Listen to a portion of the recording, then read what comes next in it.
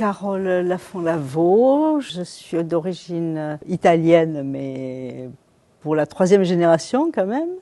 Ma grand-mère est arrivée dans les années 25 avec tous ses frères et sœurs et ses parents. Enfin, en fait, c'est son père qui est arrivé ici pour travailler dans une propriété en tant que métayer, dans une propriété du Lot-et-Garonne.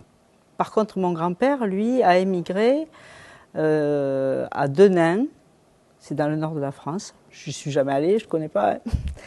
Et il était mouleur. Il est allé donc travailler dans l'industrie. Mais comme il avait de la famille, il est venu travailler, il est venu voir sa famille à Lot-et-Garonne et a rencontré ma grand-mère. Voilà. Donc j'ai connu mes arrière-grands-parents, ceux qui ont émigré, ceux qui sont venus travailler ici. Moi qui ai toujours vécu dans le même endroit, dans le même petit village, dans le même département, imaginez qu'eux sont partis sans connaître la langue, en laissant toutes leurs affaires, toutes leurs, voilà, en laissant leur famille, en laissant des souvenirs et tout ça. J'ai trouvé ça très très courageux. Bon, en plus, c'était des périodes assez difficiles puisque c'était entre deux guerres. Mais bon, c'était des gens qui étaient travailleurs et c'est ça aussi qui me dit qu'ils ont trouvé une force quelque part en eux, hein, une force pour voilà, pour gagner sa croûte. J'ai souvenir d'une exposition qui a été faite à Tonneins sur l'immigration italienne. Et quand je regardais les panneaux, il y avait tout ce qu'on disait sur les Italiens autrefois, à savoir qu'ils étaient voleurs, qu'ils parlaient fort, qu'ils avaient trop d'enfants, qu'ils prenaient le pain des Français. Bon, ça on a su. Bon, de la même façon qu'ils venaient prendre du travail ici, quoi. Et je retrouvais des tas de reproches qu'on pouvait faire à tout étranger qui arrivait, que ce soit à Tonneins ou à Lot-et-Garonne ou ailleurs. Et je me disais, tiens, chaque étranger peut-être vit la même chose. Et ça m'avait frappé. Je me disais que bon, il fallait du courage pour affronter tout ça et comment on pouvait faire front, quoi, et puis et pas se sentir blessé, comment on pouvait répondre, voilà. La première fois que ma grand-mère est revenue en Italie, elle est arrivée donc en 25, la première fois qu'elle revient en Italie, je l'accompagne avec son mari. Et j'ai 16 ans. Et moi, c'est mon premier grand voyage parce que, bon, au fin fond du Lot-et-Garonne, on n'a pas trop d'argent et on part pas trop en voyage.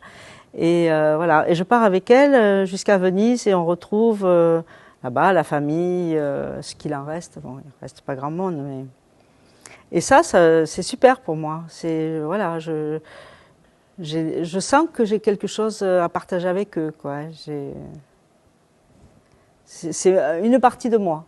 C'est une partie de moi parce que bon, je suis pas que italienne. Je suis aussi, moi, j'ai un père français, une famille française qui est aussi enracinée dans le milieu rural. Mais donc je sens qu'il y a quelque chose qui m'a été transmis.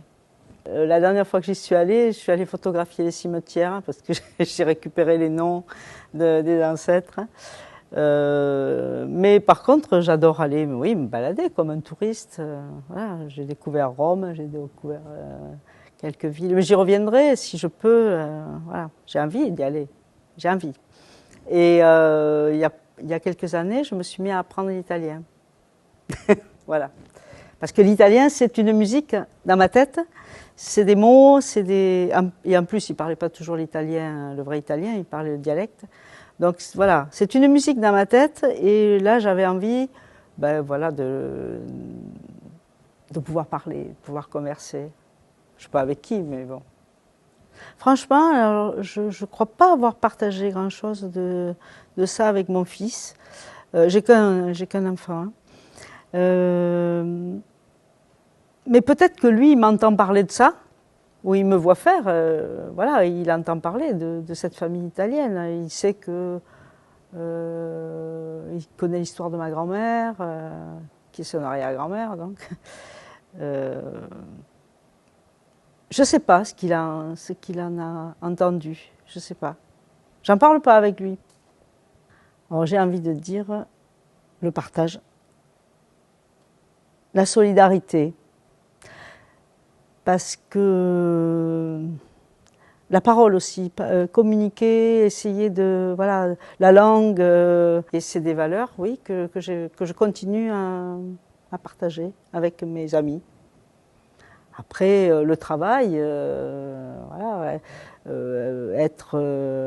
être sincère, être le plus franc possible, tout ça, c'est des choses qui me restent. Est-ce que c'est du fait de mes origines? Je ne sais pas du tout si c'est ça. On a voulu faire une réunion de famille, il n'y a pas si longtemps que ça, où on a réussi à réunir 150 cousins, cousines, frères et sœurs. Enfin bon, là, il y avait encore tous ces frères et sœurs qui étaient vivants. Et voilà, pour nous, c'était important aussi de pouvoir faire cet arbre généalogique. Voilà, qui est le fils de qui voilà, avec les secrets de famille aussi. Il y a aussi des secrets de famille là-dedans. Voilà.